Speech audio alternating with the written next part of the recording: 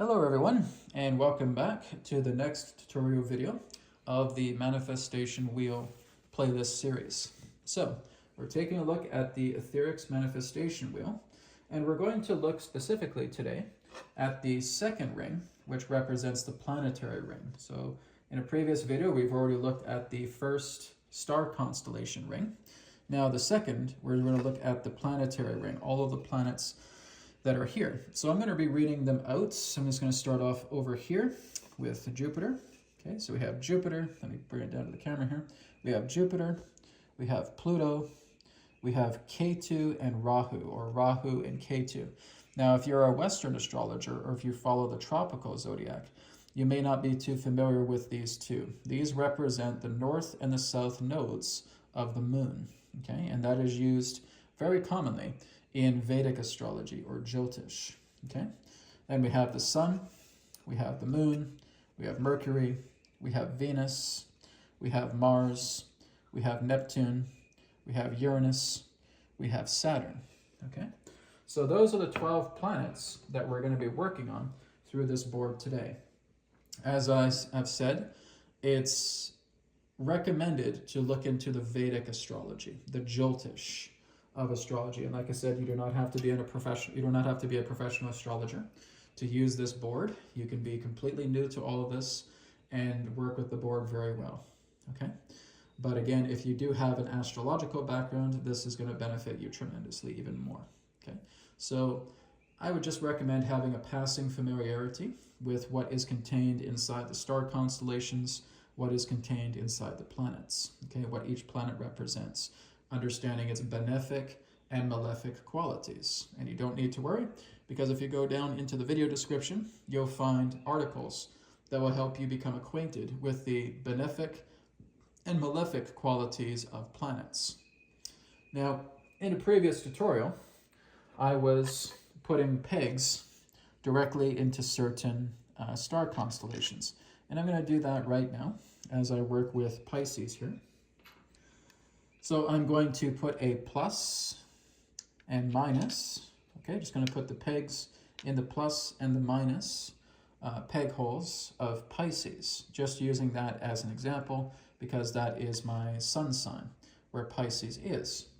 Now I may look on my chart, and like I said, you can find a free Vedic Astrology Natal Chart link in the video description for you to check it out, just getting the basics, okay? So for me, for my own chart, I know that my Mercury is in retrograde of my chart, okay?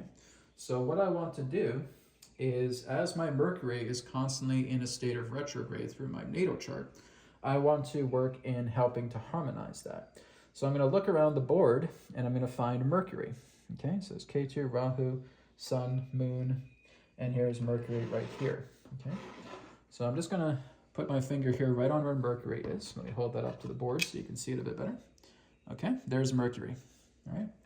So as I said that my Mercury is in retrograde, in my natal chart, I want to put a positive and a negative charge with it, okay? Sorry, a positive charge and a negative discharge with it, okay?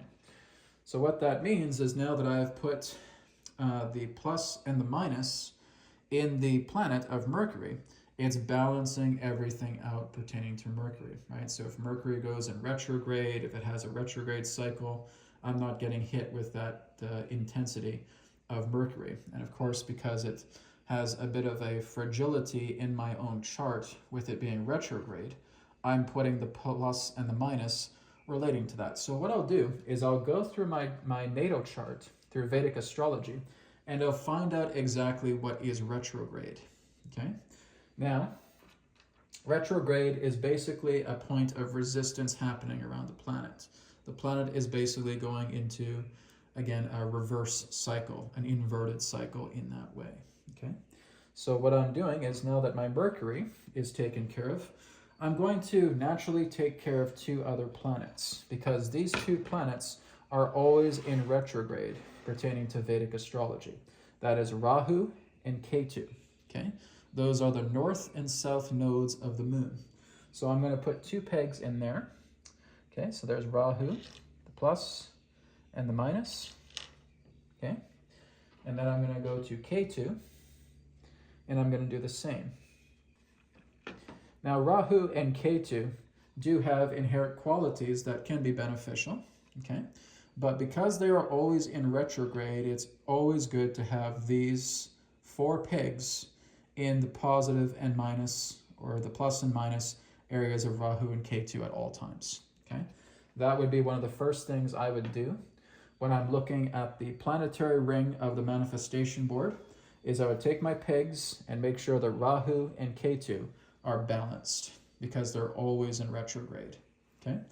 So what I would suggest is going around your chart and finding out firstly what's in retrograde, okay? Is Mercury in retrograde? Is the Sun in retrograde on your chart? Okay, it will tell you. It will tell you through that free chart that you'll find in the video description, okay? So if my Moon is retrograde, then I will also put that here too, okay? And all that's doing is that's balancing out the energies of the space, so I'm not getting hit with anything unstable, okay?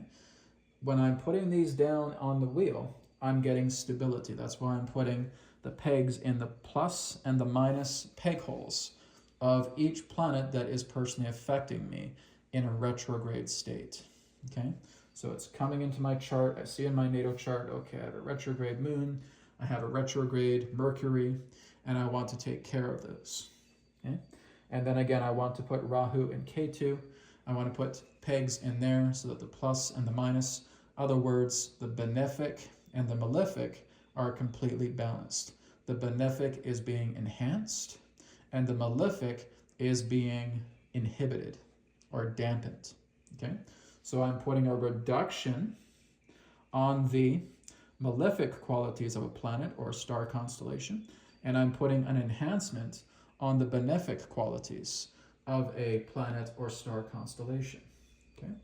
So that's what I would like you to do through this manifestation ring, is just look at your free natal chart through the video description, acquaint yourself with the basic familiarities of how the planets work, okay, just a passing familiarity, and looking at your chart to find out exactly where the retrogrades are, and making sure that just off the bat, you want to put Rahu and Ketu having 2 pegs for each, in the plus and the minus, right off the bat, okay, because Rahu and Ketu are always retrograde.